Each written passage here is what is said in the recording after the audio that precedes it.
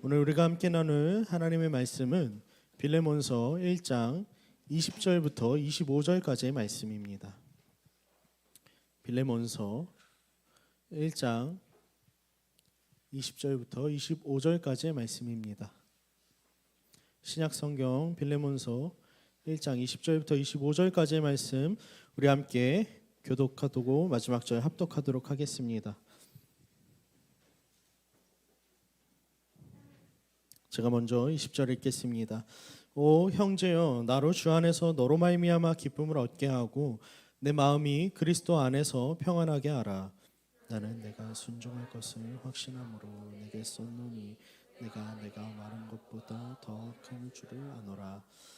오직 너는 나를 위하여 숙소를 마련하라. 너희 기도로 내가 너희에게 나아갈 수 있기를 바라노라. 그리스도 예수 안에서 나와 함께 갇힌 자 되버라. 또한 나의 동역자 마가, 아리스다고, 데마, 누가가 문안하느니라. 우리 주 예수 그리스도의 은혜가 너희 심령과 함께 있을지어다. 아멘. 반갑습니다. 한 주간 잘 지냈습니까, 여러분? 거기 뭐 뒤에다 꿀 발라놨나 다들?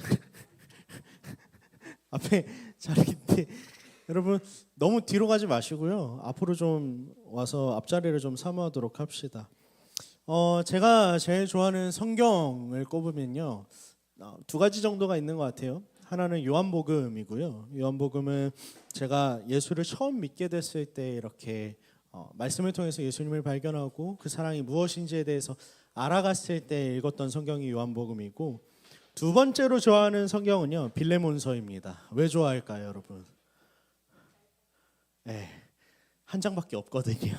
아주 짧은 책이라서요 너무 좋아하는 성경이에요. 그런데 빌레몬서는 한 장밖에 되지 않는 그 짧은 내용을 다루고 있지만 진리가 주는 그 묵직함이요, 이 가운데에서 절대 가벼워지거나 혹은 없어지지 않고 그대로 꽉꽉 들어차 있는 서신서가 바로 빌레몬서입니다. 빌레몬서는 어떤 내용을 다루고 있냐면 복음을 접한 인생들, 그들의 인생은 어떻게 살아가고 어떻게 복음은 우리 인생을 바꿔가고 특별히 관계에 대한 문제에 있어서 복음은 우리 가운데 어떻게 관계를 회복시키고 이끌어가는가에 대해서 다루고 있는 것이 빌레몬서입니다. 빌레몬서의 이야기를 좀 나누기에 앞서서 우리가 오늘 본문에 앞서 있는 내용들을 조금 살펴볼 필요가 있을 것 같아요.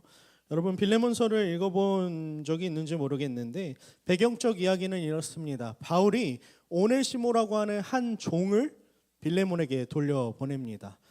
빌레몬과 이 오네시모라고 하는 종의 관계는 무엇이냐면요, 오네시모가 주인인 빌레몬에게 해를 끼치고 도망갔어요. 이 해를 끼쳤다라는 건 몸을 상하게 했다라는 게 아니라 재산적인 피해를 보게 했다라는 거죠. 결국 뭐 돈을 갖고 도망갔든지 혹은 손해를 입히고 책임지지 않고 도망갔든지 어쨌거나 도망한 종이 바울을 만나서 회개하고 다시 한번 더 복음을 접한 인생이 되고, 또 바울은 빌레몬에게 편지를 써서 오네시모를 빌레몬 당신이 받아주기를 원합니다 라고 요청하는 편지가 바로 빌레몬서입니다. 바울의 요청은 무엇이었냐면요, 단순하게 그냥 용서해 주세요, 그냥 받아주세요의 개념이 아니었어요. 복음을 당신이 접했기 때문에 빌레몬 당신이 복음을 알고 있기 때문에 당신이 알고 있는 그 복음에 나와 있는 그리스도의 사랑으로 오네시모를 대해주길 원합니다 라는 이야기를 해요. 그 말인즉슨 단순하게 오네시모를 용서하는 것을 넘어서서 이제는 당신의 형제로, 종이었던 자를 형제로 사랑하고 받아주십시오 라는 요청을 합니다. 여러분 상당히 파격적이고 급진적인 요청이죠. 시대에서 결코 일어날 수 없는, 세상에서는 결코 생각할 수 없는 그런 일이 오늘 빌레몬서 가운데 벌어지고 있다라는 거예요. 이 가운데 우리가 생각해 볼 것은 복음은 우리로 하여금 상당히 급진적이고 파격적인 삶을 살도록 요구한다라는 거예요. 어느 정도까지냐면 이 시대가 우리에게 요구하는 것들을 뛰어넘기를 복음은 요구하고 있다라는 거죠. 작년에 제가 좋아했던 문구가 하나 있는데 어떤 문구냐면요, 무용한 것들의 아름다움이에요. 무용함의 아름다움. 여러분 이 문구가 이해가 되세요? 무용함의 아름다움. 쉽게 상상하기가 힘들죠. 이 시대 가운데 우리가 아름답다라고 말하고 뭔가 가치 있다라고 말할 때는요, 그 대상에 혹은 그 물건에 효용성이 분명하게 있을 때 아름답다라고 이야기하고 가치 있다라고 이야기해요. 그런데 무용함의 아름다움이라는 건요, 무용할지라도 충분히 아름다울 수 있다라는 어떠한 역설적인 부분을 담고 있는 거죠. 우리가 살아가고 있는 이 시대의 어떠한 담론, 시대 정신들, 그것들을 역설적으로 뒤집어 놓는 어떠한 문구라는 겁니다. 여러분, 무용한 것들의 아름다움을 생각해 봤을 때 무엇이 있냐면요, 바로 우리 자신이 있어요. 복음 앞에 선 우리들은 하나님 앞에서 어떠한 가치가 있는가라고 보았을 때 결코 그렇지 않죠. 우리는 하나님이 우리를 사랑하셨을 때 이미 죄인된 자들이었어요. 무용한 자들이었고 무익한 자들이었죠. 그런데 하나님께서 우리를 그리스도를 말미암아 그리스도를 보내셔서 그 복음을 알게 하시고 이제는 우리로 하여금 아름답다라고 이야기해 주시고 자신의 자녀다라고 칭해 주시는, 완전히 존재를 변화시키는 그러한 삶을 우리로 하여금 살게 하죠. 이제 이 복음은요, 우리로 하여금 다시 한 번 더 요구합니다.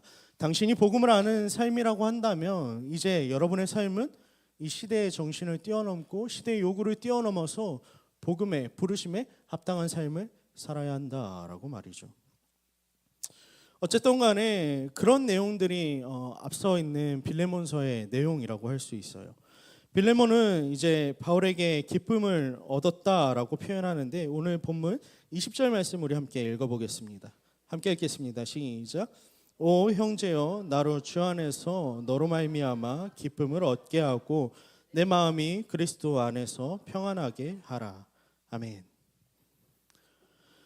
여러분, 빌레몬이라고 하는 한 사람이 복음 앞에서 그렇게 시대의 요구를 뛰어넘고 복음을 따라가는 그 삶을 살았던 건요, 바울로 하여금 기쁨을 얻게 했고 그리스도 안에서 평안을 회복하게 했다라는 이야기를 합니다. 여러분, 우리는 어떤 시대 속에 살아가요죠? 우리는 끊임없이 손해보지 않으려는 시대 속에서 살아가고 있어요. 내가 손해를 볼지언정 상대방이 나보다 더 큰 손해를 봐야만 내가 손해를 봐도 납득이 되는 시대를 살아가고 있어요. 어쩌면 우리의 삶도 크게 다르지 않은 것 같아요. 그 시대의 정신과 흐름 속에서. 그런데 그런 가운데에서 우리의 삶이 정말 그리스도인으로서 깊어지고 성숙되어져 가느냐라고 봤을 때 그렇지 않다라는 거죠. 오히려 그렇게 시대의 흐름 속에 휘말리다 보면 우리의 삶은 점점 얕아져만 가고 얄팍해져만 가고 퍽퍽해져 가는 그 신앙의 모습들을 하고 있다라는 거죠. 바울은 진짜 기쁨, 진짜 평안을 빌레몬의 그 복음으로 말미암은 삶을 통해 얻었다라고 이야기하는데, 우리의 삶을 되돌아보면 여러분, 그렇게 삶이 얇아지고 얕아지는 그 모습 속에서 우리는 진짜 복음이 주는 기쁨을 잊어버린 세대일 수도 있겠다라는 생각이 있습니다. 바라건대 여러분, 서로의 모습을 통해서 우리가 복음 앞에서 살아갈 때에 서로의 모습을 통해서 이것이야말로 하나님의 진리이고 이것이야말로 우리가 얻을 수 있는 궁극적인 기쁨이고 평안이라는 것을 좀 다시 한 번 더 회복해 나갔으면 좋겠습니다. 서로 사랑하고 또 서로 세우고 서로 물러서는 방식이 되어야만 이것이 이루어질 거예요. 여러분, 이러한 생각 해보신 적 있습니까? 누군가에게 만만한가 내가? 라는 생각해 본 적 있으세요? 내가 만만해서 저렇게 대하나? 라는 생각들 아마 해본 적이 있을 겁니다. 근데 보통 우리가 그런 생각을 할 때 어떤 의도를 갖고 하냐면, 나 만만한 사람이 아닌데, 나 이만큼 있는 사람인데 왜 나를 만만하게 봐? 라고 하는 분노에 차서 내뱉는 말들이잖아요. 근데 여러분, 교회 안에서요, 저는 바라건대 여러분이 서로가 서로에게 좀 만만했으면 좋겠어요. 서로가 좀 서로에게 손해보고 더 미련했으면 좋겠습니다. 누군가가 누군가에게 다가감에 있어서 어려워하게끔 만드는 어떤 벽을 치는 인생들이 아니라 서로가 서로에게 만만해져서 언제든지 서로에게 다가가고 언제든지 서로에게 필요한 것들을 요청하고 서로에게 손해보는 그러한 삶을 우리가 좀 살았으면 좋겠어요. 여러분, 그렇게 우리가 조금 더 손해보고 미련한 삶을 살아도 괜찮은 이유가 뭡니까? 하나님이 우리를 책임지시기 때문이겠죠. 여러분, 복음을 따라 살아가는 우리의 삶으로 바라건대 서로 간에 하나님이 허락하신 그 진짜 기쁨과 평안이 회복되어져가는 우리 공동체가 되길 주님의 이름으로 축복합니다. 함께 21절의 말씀 읽어볼까요? 본문 21절입니다. 함께 읽겠습니다. 시작. 나는 내가 순종할 것을 확신함으로 내게 썼노니 내가 말한 것보다 더 행할 줄을 아노라. 아멘. 오늘 빌레몬서를 묵상하다가 여러분 마음이 불편해지는 구절을 하나 발견했는데 방금 읽었었던 21절의 말씀입니다. 왜 불편했냐면요, 아무리 봐도 빌레몬은 너무 탁월한 사람이었어요. 복음 앞에서 너무 잘 살아가려고 종되었던 사람, 나에게 피해를 주었던 그 오네시모를 용서하기도 하고 더 나아가서 그를 그리스도의 사랑으로 사랑해서 형제 삼았잖아요.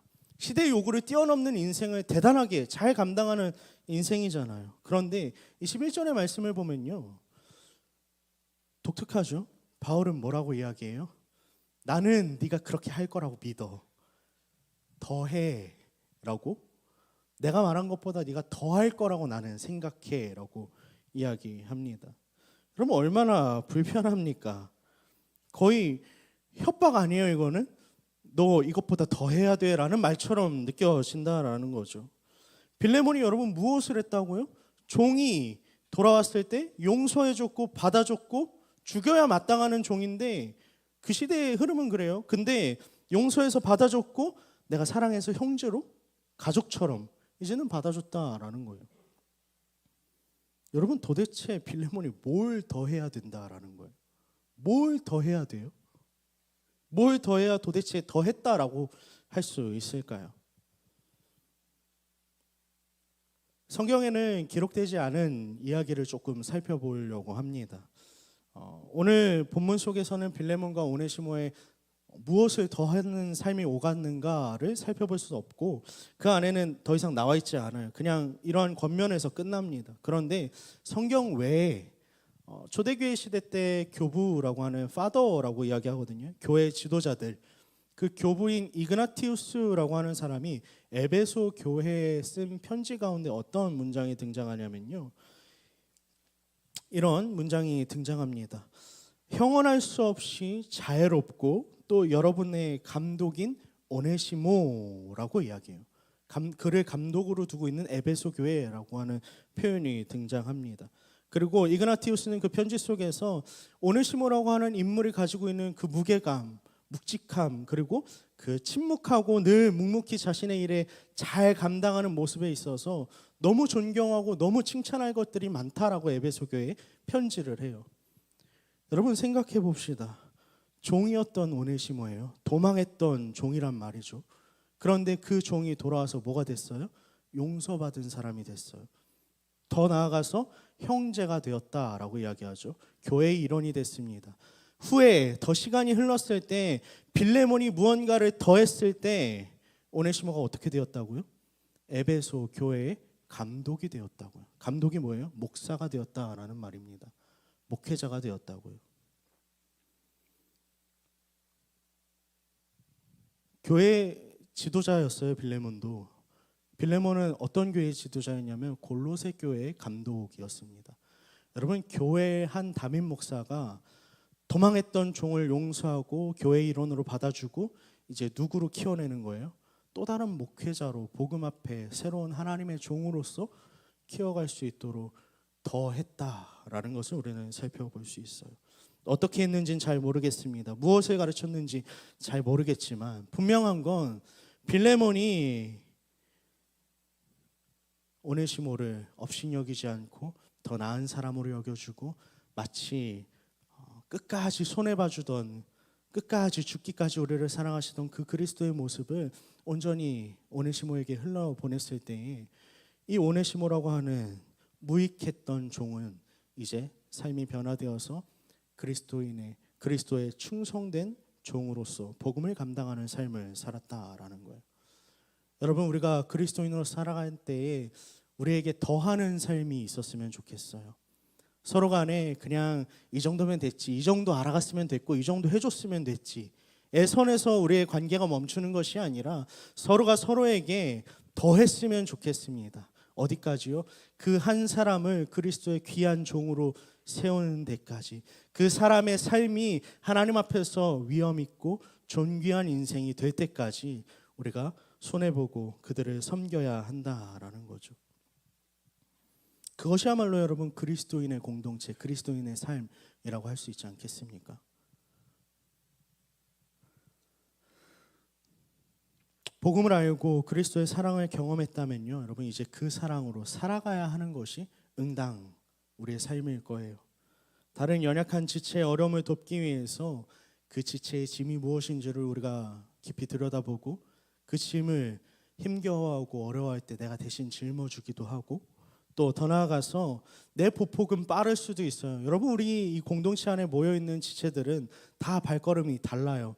누군가는 어려서부터 신앙생활을 성실하게 잘해와서 어느 순간에 보니까 저기 앞서가 있기도 하고, 누군가는 교회 처음 나와서 이제 예수 그리스도의 이름을 듣기 시작한 지체들도 있어요.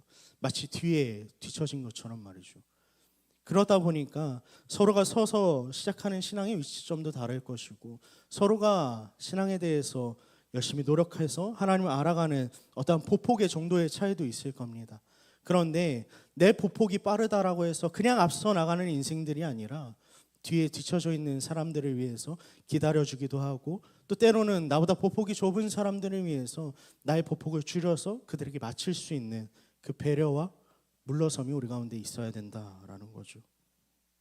나의 유익과 그렇게 이익을 더해가는 것에 급급한 공동체가 아니라 서로가 하나님 가운데에서 하나님이 시작한 이 공동체를 세워나가기 위해 서로를 섬겨 나아가는 것이 우리 가운데 필요해요. 지난주에도 나눴었죠, 여러분. 우리는 지어져 가는 교회입니다. 모퉁이 돌 위에서 서로의 그 돌들을 의지하면서 서로 깎여나가고 다듬어가고 배려하고 물러섬으로써 다듬어져 나갈 필요가 있어야 해요. 그것이 바로 하나님께서 우리에게 의도하고 계신 귀한 교회라는 공동체인 것이죠. 바라건대 그 아름다운 교회로 세워져 나가는 대형교회 청년부가 되길 주님의 이름으로 축복합니다. 그리고 나서 오늘 본문 속에서는 바울이 동역자들을 찾는 모습들이 등장해요.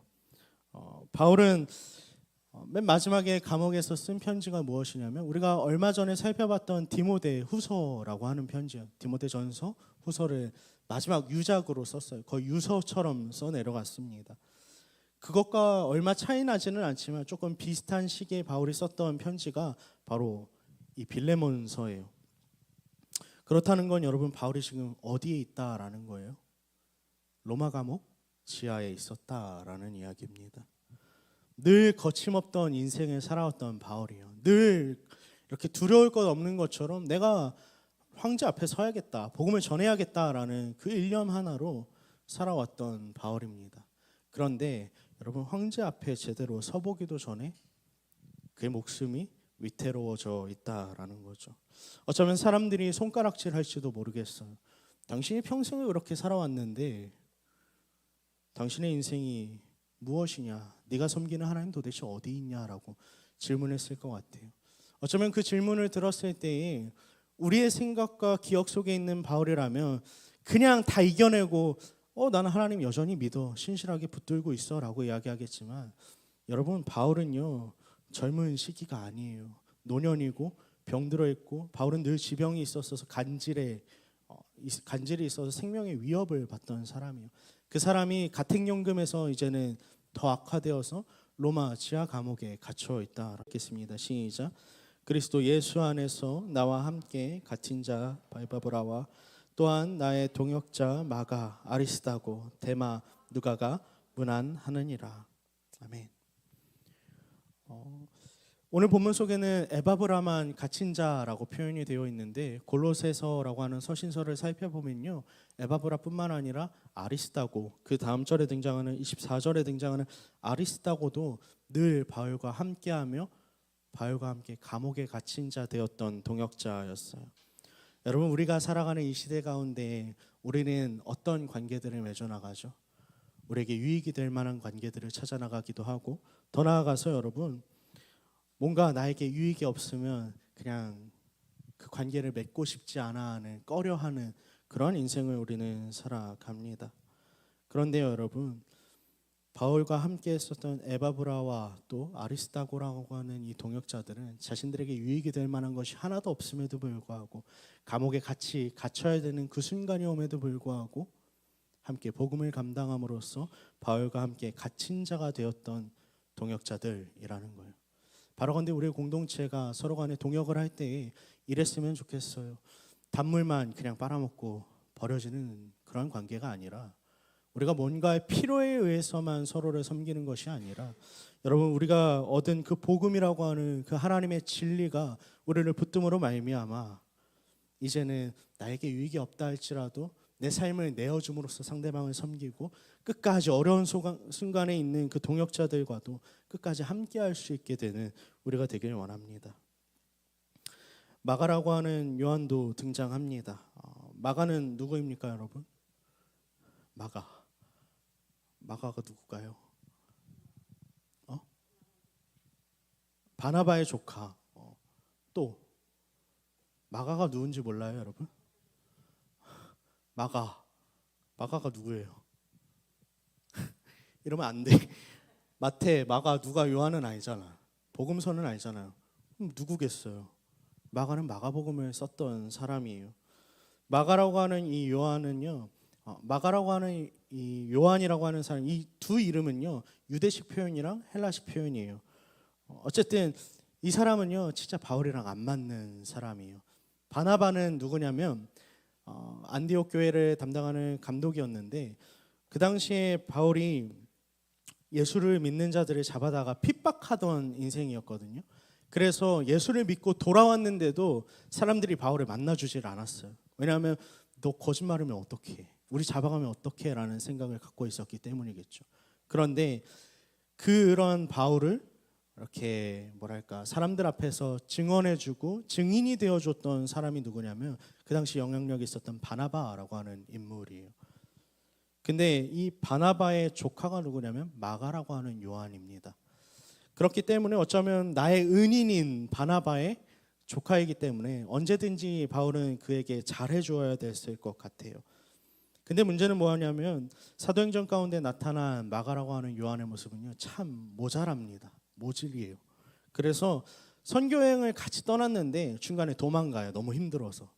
왜 도망갔는지는 정확하게 나오지 않지만 그냥 힘들어서 그랬을 것이다, 감당하기 어려워서 그랬을 것이다 라고 추측을 해요. 그렇게 도망하는데 그 다음번에 다시 한 번 더 바나바와 이 바울이 선교여행을 떠날 때 바나바가 마가라고 하는 요한을 다시 한 번 더 데려가려고 요청합니다. 근데 바울이 무엇이라고 그러냐면 절대 안 된다라고 이야기하면서 내가 그와 함께 갈 바엔 그냥 따로 간다라고 해서 바나바와 바울이 다투는 일이 벌어져요.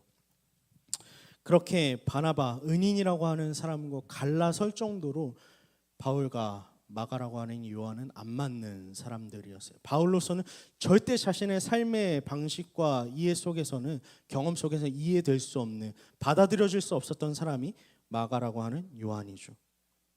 그리고 마가라고 하는 사람의 또 다른 특징은 어디서 나오냐면 마가복음에서 등장해요. 예수님이 잡혀가실 때 마가가 뭐 하고 있냐면요, 예수님 뒤를 쫄래쫄래 쫓아갑니다. 그날 밤에 내 사람들이 너 예수와 함께 있었던 사람 아니야? 라고 이야기할 때 이 사람이 너무 놀라서 어떻게 하냐면 옷을 다 벗어던지고 알몸으로 도망해버려요.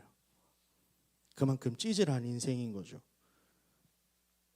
그런데 여러분, 그렇게 바울과는 상극인 인생, 그래서 함께할 수 없을 것처럼 보였던 그 마가라고 하는 요한을 바울은 오늘 본문에서 무엇이라고 부르냐면 동역자라고 부르고 있어요.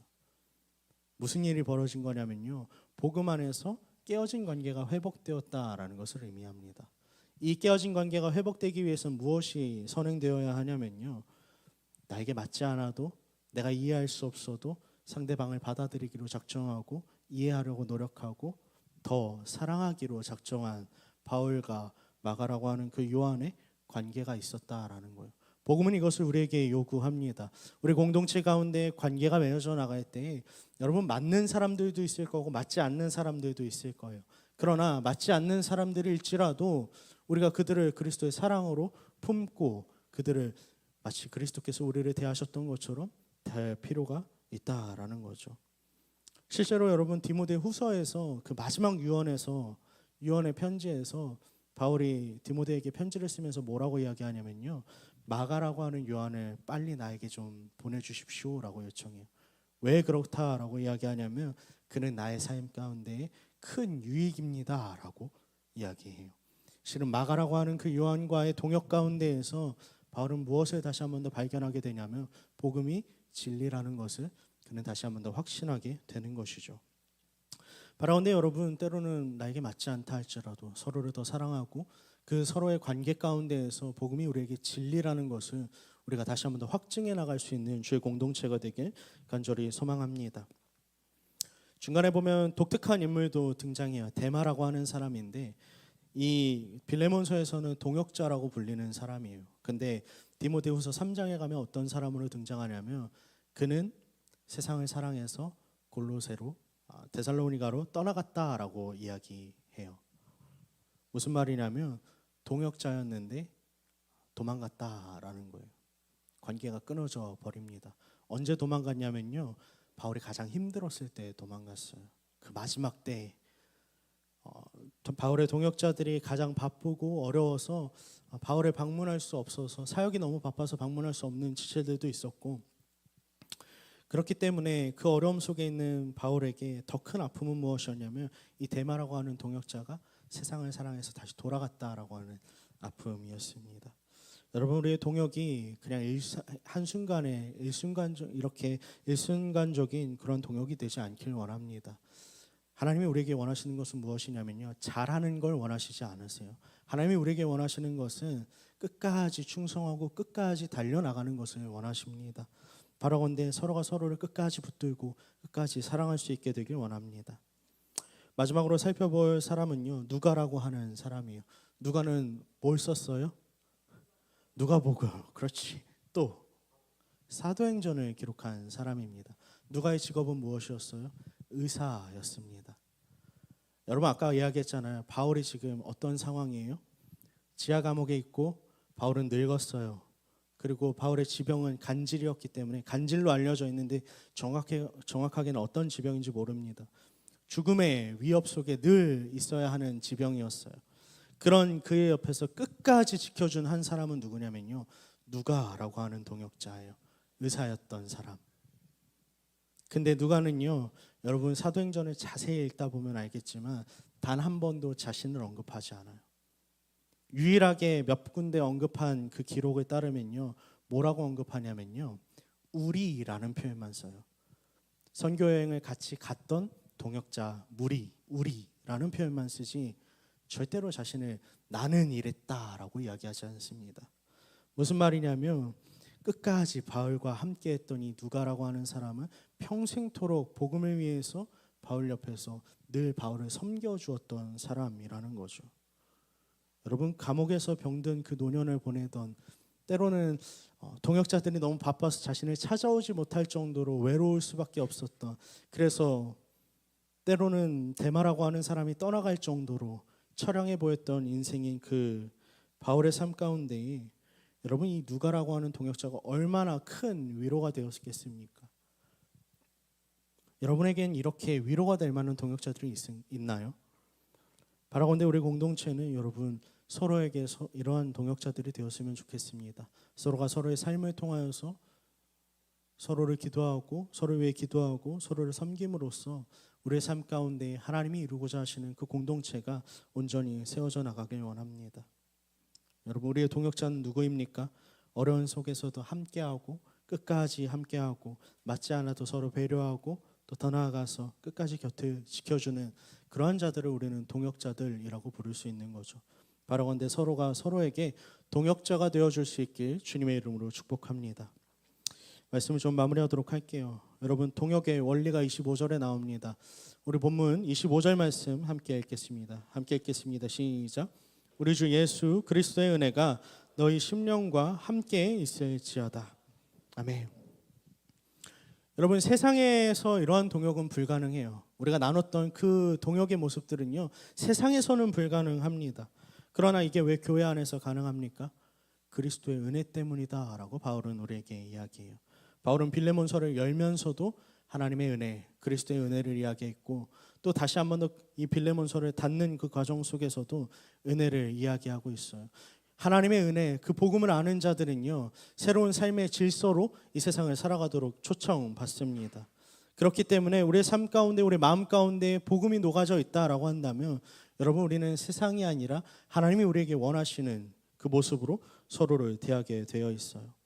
우리는 수많은 권리들을 주장하며 살아갑니다. 응당 내가 누려야 할 권리라고 생각하면서 요구하고는 해요. 그런데 은혜는, 복음은 우리로 하여금 우리가 누려야 할 그 권리를 포기하게 만든다라는 거죠.